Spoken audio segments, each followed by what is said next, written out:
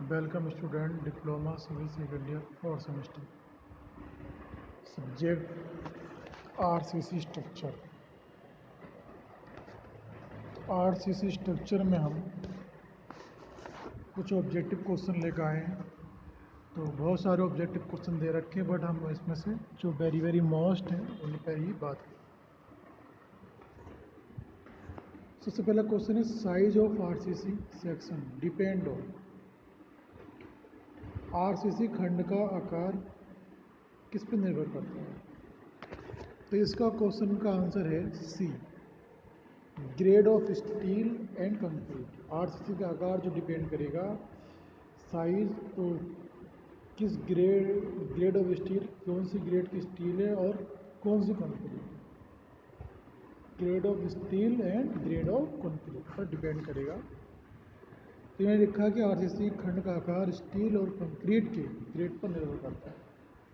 RCC का आकार कितना होगा, जो भी हमारे पास खंड होगा सेक्शन, तो किस टाइप के हम ग्रेड की स्टील यूज़ कर रहे हैं, किस टाइप की ग्रेड का हम कंक्रीट यूज कर रहे हैं, उस पर निर्भर करेगा।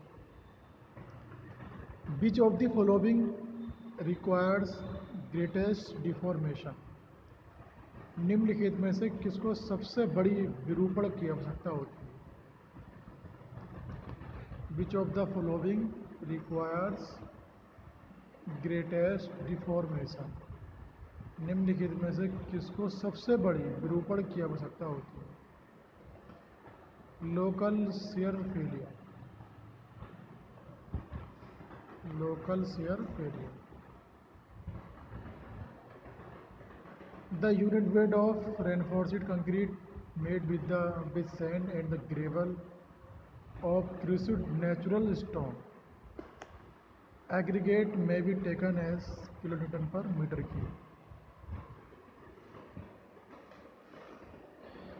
प्रबलित कंक्रीट का जो कि बालू और ग्रेवल से बनी है, इकाई भार और प्राकृतिक पत्थर का कुल कुचालक लिखा जाता है।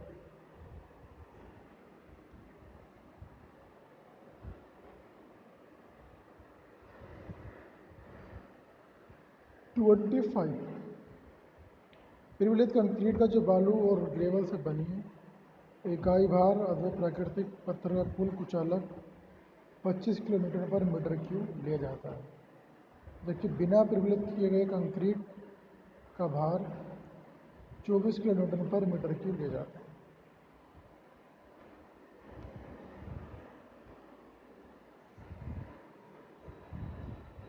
The spacing of stirrups in a beam. एक धरन में छल्लों के बीच की दूरी, एक धरन में छल्लों के बीच की दूरी।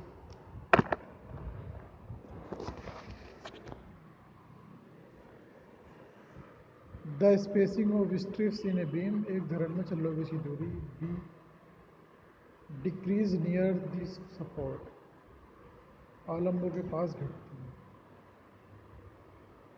The spacing of stirrups in a beam, एक धरन में छल्लों के बीच की दूरी आलम्ब। अब जाहिर सी बात है, जैसे ही हमारे पास आलम्ब नज़दीक में होगा, ये हमारे पास ये कोई बीम है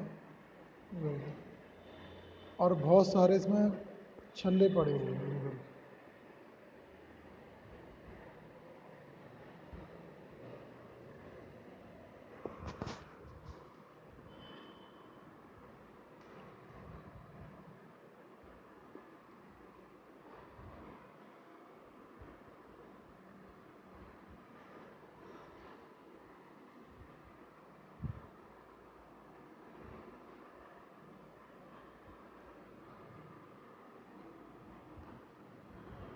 The spacing of strips in a beam,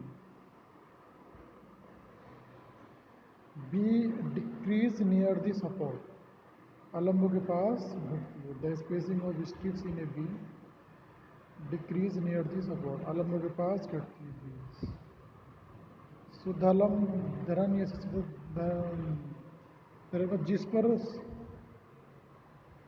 semi uniformly भार लगता है, कर्तन शियर फोर्स का मान आलम्ब के निकट अधिकतम होता है।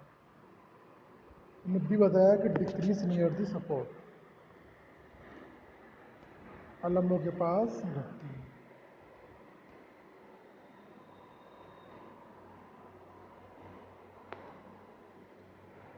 मानक 90 डिग्री मोड़ में सरिये की न्यूनतम स्थल लंबाई कितनी है?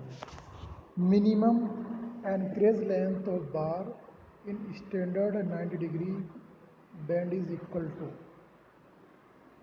8 5।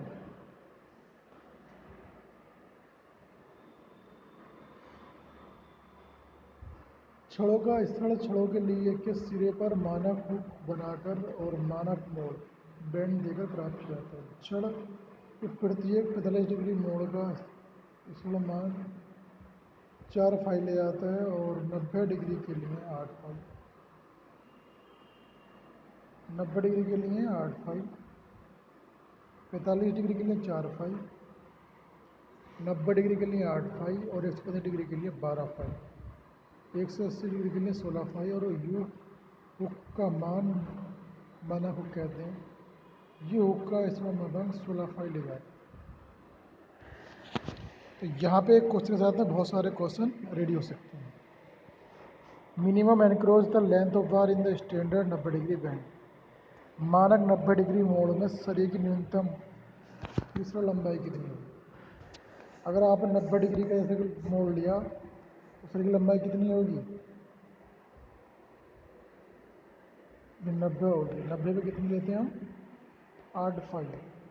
तो 45 पे कितना है? 4 फाई। 90 पे 8 फाई,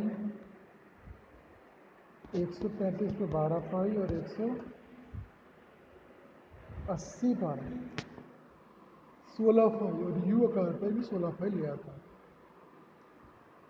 अगला question, the maximum shear stress for M30 concrete grade. M30 grade concrete के लिए अधिकतम कर्तन बल सी, अधिकतम कर्तन बल 3.5।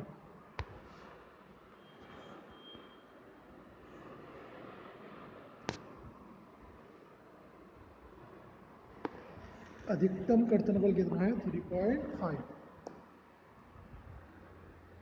तो ग्रेड M15 के लिए अधिकतम कर्तन बल टॉ मैक्सिमम कितना है? 2.5, M20 के लिए 2.8, M25 के लिए 2.1, 30 के लिए 3.5 न्यूटन पर mm स्क्वायर और M30 ग्रेड के लिए अधिकतम कर्तन बल 3.5 न्यूटन पर mm स्क्वायर होता है।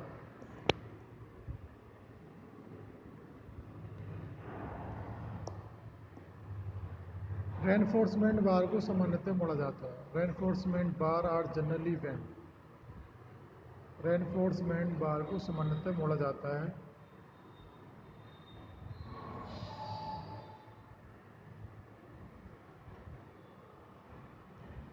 मैनुअली यूजिंग लेबर, हाथ से लीवर का यूज करके। रेनफोर्समेंट बार को सामान्यतः हाथ से लीवर का प्रयोग करके मोड़ा जाता है।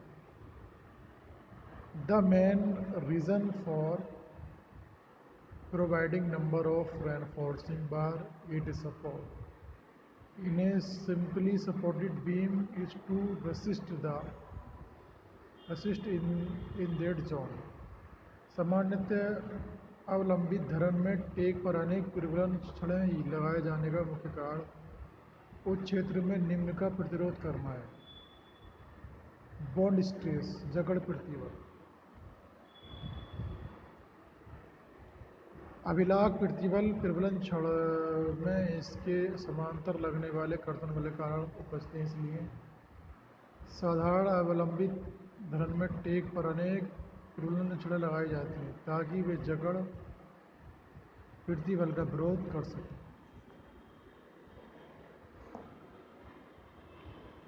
Dimension of a beam need be changed if the shear stress is more than. एक बीम के आयाम को बदलने की आवश्यकता होती है यदि कर्तन प्रतिबल इससे अधिक है।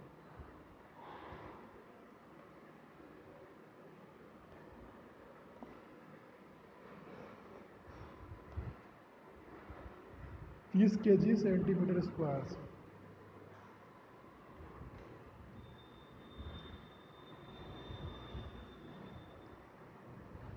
एक बीम के आयाम को बदलने की आवश्यकता होती है अगर कर्तन प्रतिबल 20 kg पर सेंटीमीटर से अधिक होता है। The maximum spacing for shear reinforcement for beam should be, the maximum spacing for shear reinforcement for beam should be, beam के लिए अपरूपण प्रबलन के लिए अधिकतम अंतराल होना चाहिए।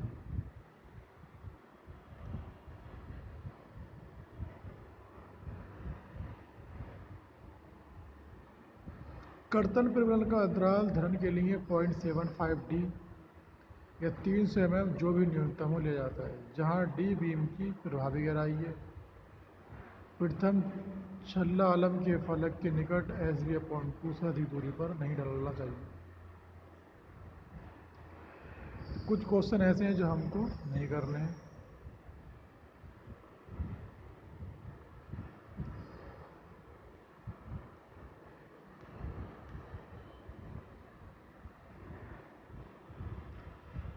अब क्वेश्चन आइए 224 पे, यानी कि इस वाले क्वेश्चन पर आइए। A beam curved in A plan is design for, plan में वक्र की गई बीम को bending moment, shear and tension के लिए डिजाइन किया जाता है। Bending moment, shear and tension. तो प्लान में वक्र की गई बीम को बॉन्डिंग मोमेंट, अपरूपण और शियर टोर्सन को लिया जाता है। The beam curved plan is the design for bending moment, shear and torsion. Plan में कर्व एक बीम का बंकर आघूर्ण, शियर और टोर्जन के लिए डिजाइन किया जाता है। संपीड़न में चढ़ाव लंबाई दीवार के व्यास के P गुना से कम नहीं होना चाहिए, जहाँ P है 24। संपीड़न में लेप लंबाई दीवार के व्यास के 24 गुने से कम नहीं होना चाहिए।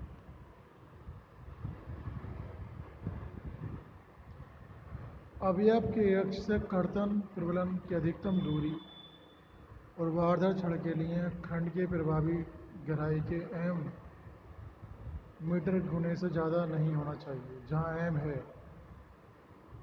226 का 0.75 मीटर।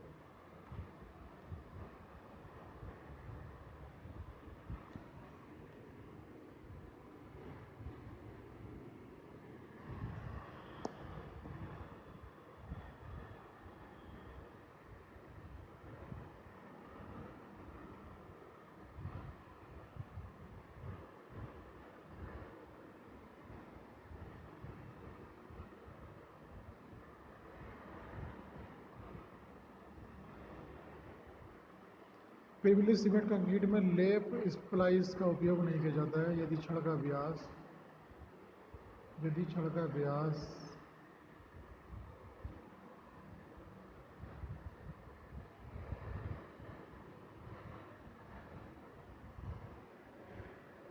छड़ का व्यास 36 से अधिक हो।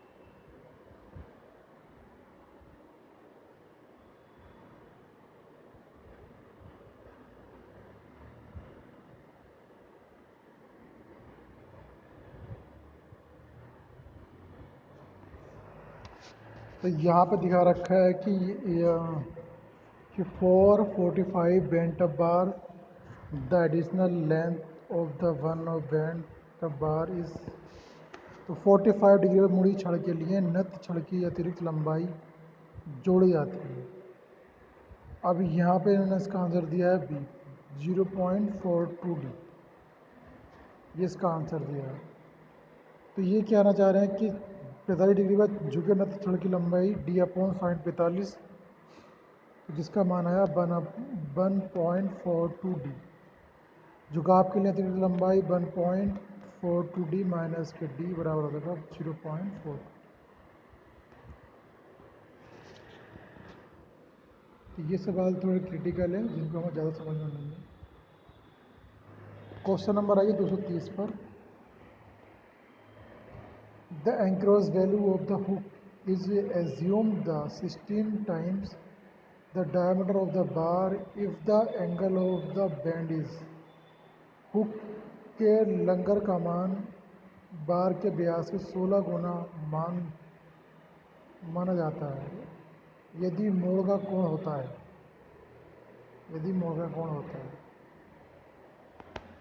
जब किसी टेंसाइल छड़ का अभिसक विकास लंबाई उपलब्ध नहीं होती है तो इसके एनक्रोच के लिए इसके सिरों पर हुक दिया जाता है और यह युग मानक कोण 2502 के अनुरूप दिया जाता है। छड़ के प्रत्येक 45 डिग्री के मोड़ के लिए एनक्रॉस 4 फाई लिया जाता है और इसीलिए 135 के मोड़ के लिए 12 फाई। यू हुक के लिए 16 फाई। यू के लिए कितना लेते हैं हम 16 फाई, जब हम मोड़ते हैं 16 फाई। 45 के लिए 4 फाई, 45 के लिए 4 फाई, 90 के लिए 8 फाई, 135 के लिए 12 फाई, 180 के लिए 16 फाई। तो 16 फाई लेते हैं और इस पर यू के लिए हम 16 फाई लेते हैं।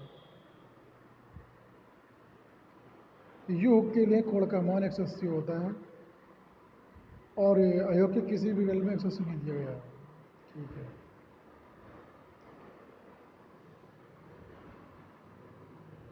ये भी है।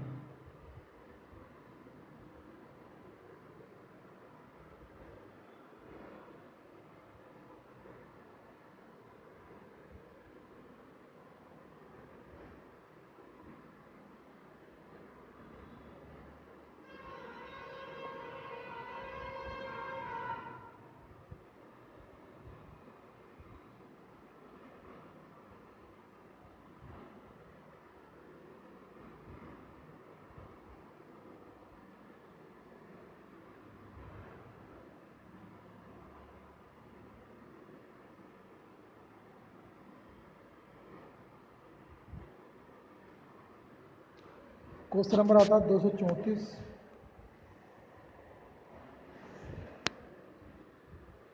The radius of a bar bend to form a hook should not be less then.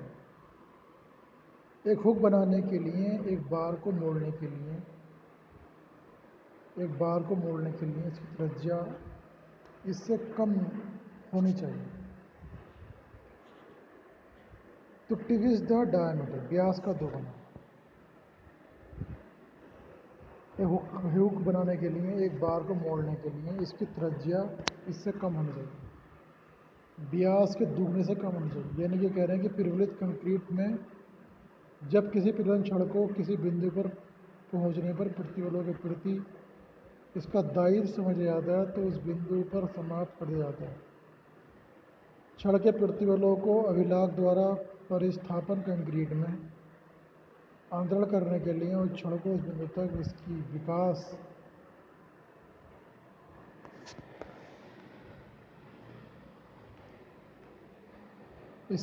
समय तक आगे बढ़ाकर समाप्त करना होता है। छड़ का विकास लंबाई छड़ के उस बिंदु से आगे सीधी लंबाई में बढ़कर अथवा एहसान सीधी लंबाई में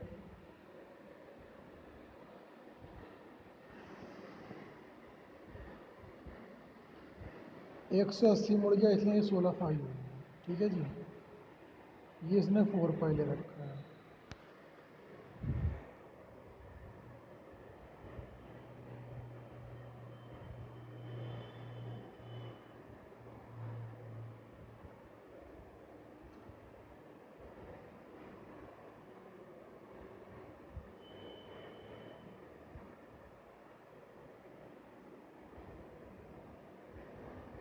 The correct hooks for the mild steel reinforcement were according to the specification is shown in which of the following. विनिर्देशों के अनुसार सोमनी स्टील सुदृढ़ बार के लिए सही हुक निम्न चित्र में से किस में दिखाया गया है? 4D 4D।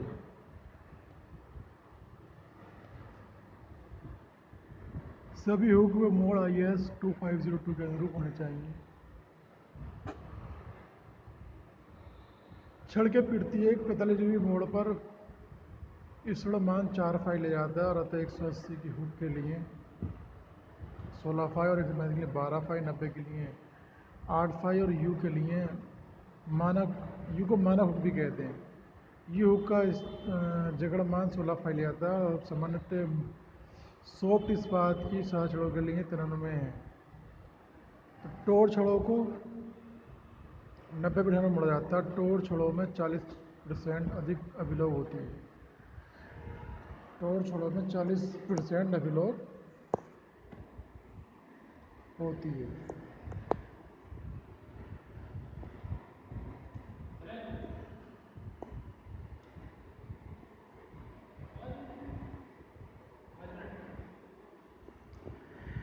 तो हम the correct hooks for mild steel reinforcement वाह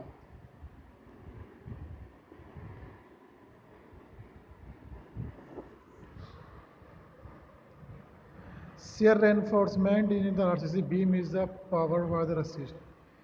किसी आरसीसी बीम में अपरूपण प्रबलन डायगोनल टेंशन बिगड़ तनन का प्रतिरोध करने के लिए प्रदान किया था। The shear reinforcement in RCC beam is provide to resist diagonal tension. किसी भी आरसीसी बीम में अपरूपण प्रबलन बिगड़ तनन को प्रतिरोधित करने के लिए प्रयोग किया जाता है। यदि धरन का पदार्थ तनन में कमजोर है तो यह बिगड़ तनन के कारण विफल हो जाएगा और इसके विपरीत यदि यह संपीड़न में कमजोर है तो बिगड़ संपीड़न के कारण विफल हो जाएगा। प्रबलित कंक्रीट बीमों के बिगड़ तनन का कारण ही विफल होने की संभावना अधिक रहती है।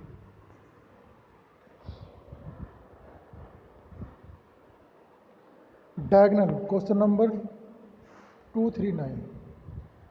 Diagonal tension reinforcement is providing in a beam as bent up bar and vertical strips.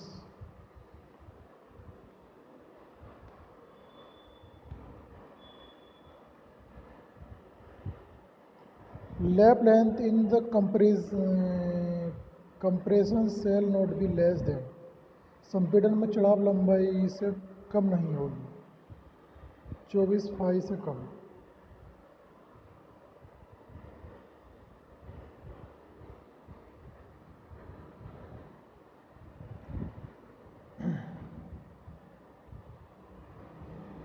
If a RCC beam is likely the fail of in bond, then it's the bond the strength can be the increased mass economically by। यदि किसी प्रबलित concrete धरन की बाढ़ में विफल होने की संभावना है तो उस धरन की बाढ़ सामर्थ्य को आसानी से किस प्रकार बढ़ाया जा सकता है।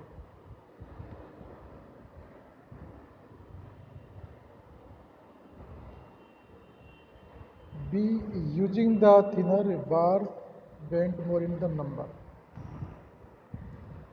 यदि लोहे के छड़ का व्यास d है तो हुक का व्यास if d is the diameter of the steel bar diameter given the 4d।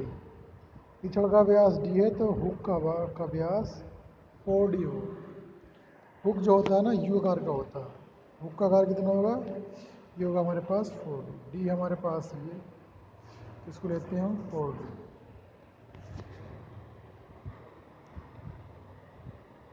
The bond strength between the steel and the concrete is due to both friction and adhesion।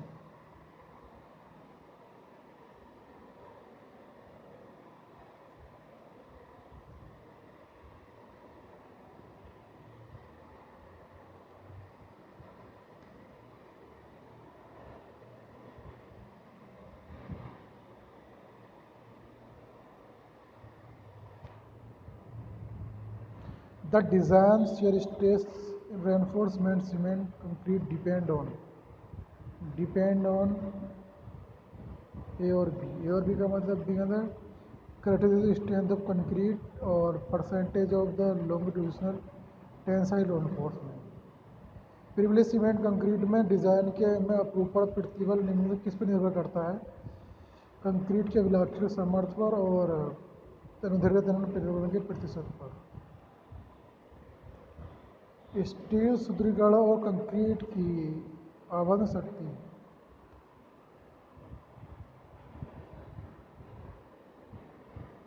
Concrete के गुण, concrete इस्पात के गुण, concrete के गुण और concrete के संकुचन। स्टील और कंक्रीट की आवर शक्ति इस्पात के गुण, कंक्रीट के गुण और कंक्रीट के संकुचन पर निर्भर करता है।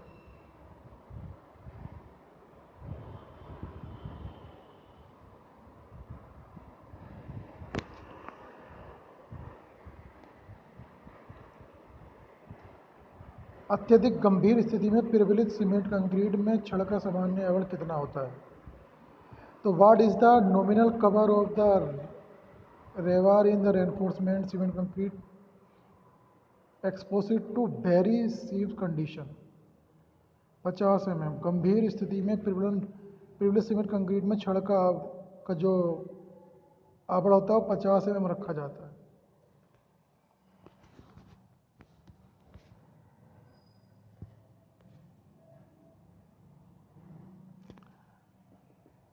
हुक के सिरे के पास किस छड़ के सीधे भाग की लंबाई कम से कम होनी चाहिए? सी, ब्यास से चौगुनी। तो स्टूडेंट इस लेक्चर में इतना ही। कुछ ऑब्जेक्टिव क्वेश्चन मैंने आपको बताए, इसका मैंने पीडीएफ भी आपको भेज दिया है। बाकी कुछ डिस्कशन किया है, तो जो इसमें आपको बेहतर लगता है उसको आप नोट करके याद रखिए। Thank you class.